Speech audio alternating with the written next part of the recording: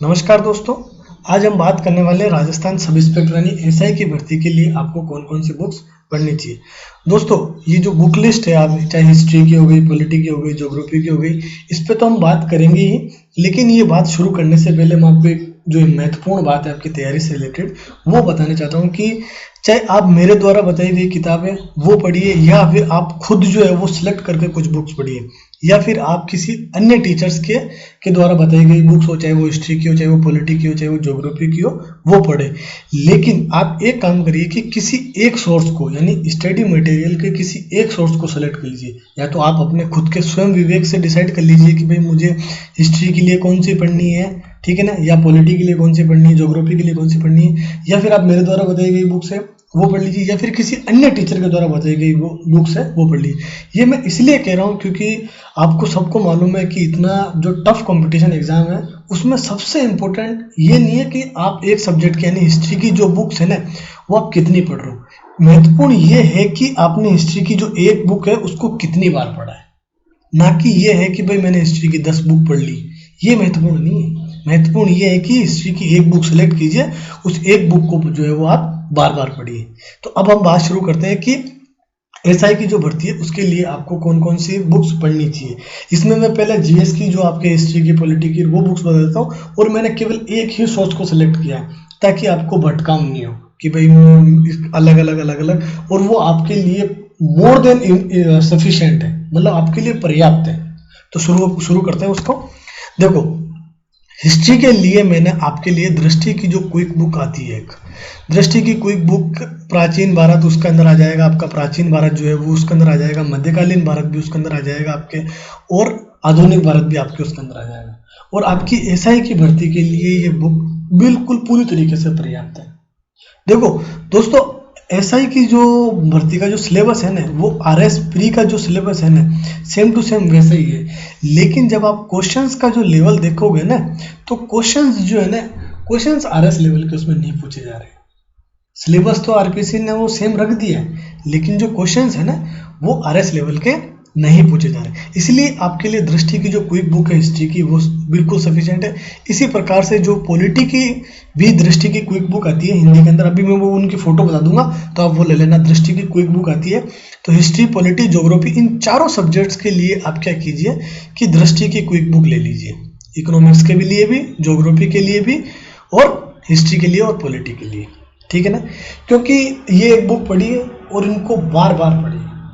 एक चीज और जो सबसे महत्वपूर्ण है इनकी, कि अगर आपका बेसिक्स यानी आपके आधारभूत जो तथ्य है ना, अगर आपका आधारभूत फाउंडेशन जो अगर आपका अच्छा है ना तो आप कोई सी भी किताब पढ़ोगे तो आपको अच्छे से समझ में आएगी। लेकिन अगर आपकी नींव ही कमजोर है, फाउंडेशन ही कमजोर है, तब आपको कोई बुक पढ़ते हुए समय वो बुक कठिन लग सकती है। बहुत बार आपने आपके दोस्तों के द्वारा या फिर आपने खुद ने ही अनुभव किया होगा कि अगर आप कोई बुक पढ़ते हो तो आप बोलते हो कि यार ये बुक मुझे इसकी लैंग्वेज समझ में नहीं आ रही है, इसकी लैंग्वेज थोड़ी टफ है।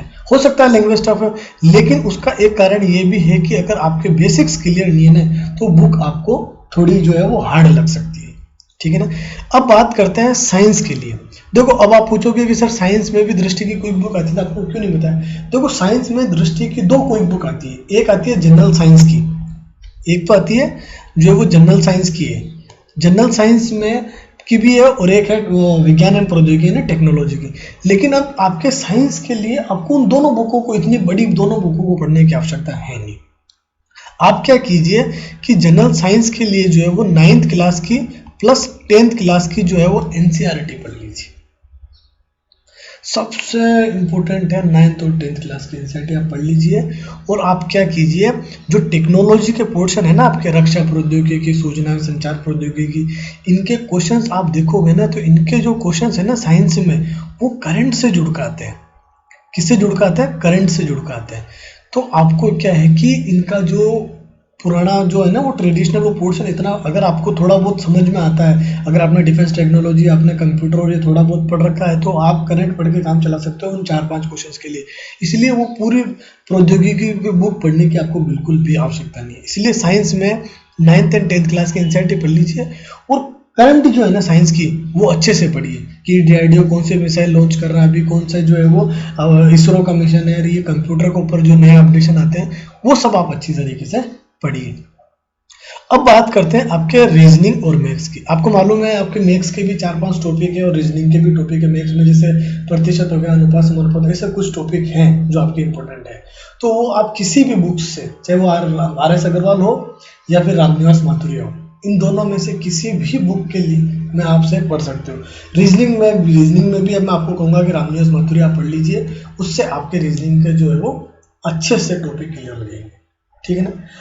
अब आती है कि सबसे इंपॉर्टेंट चीज की भाई, जो दृष्टि में जो करंट अफेयर्स है ना, ये करंट अफेयर्स भी आपको मैं दृष्टि की स्पेशल बुक आने लग गई अब तो राजस्थान की। मैं आपको एक चीज, इसको थोड़ा मिटा देता हूँ ताकि क्या है कि अच्छे से समझ में आ जाए। देखो दृष्टि की जो है ना राजस्थान की,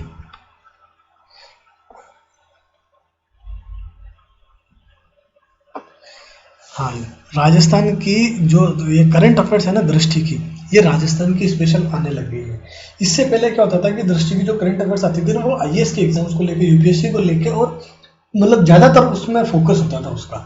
लेकिन अब क्या किया है इन्होंने राजस्थान के लिए, MP के लिए, UP के लिए, अलग अलग स्टेट्स के लिए इन्होंने स्पेशल जो है ना वहाँ की भर्तियों के लिए जो है वो करंट अफेयर्स की बुक निकाल दी।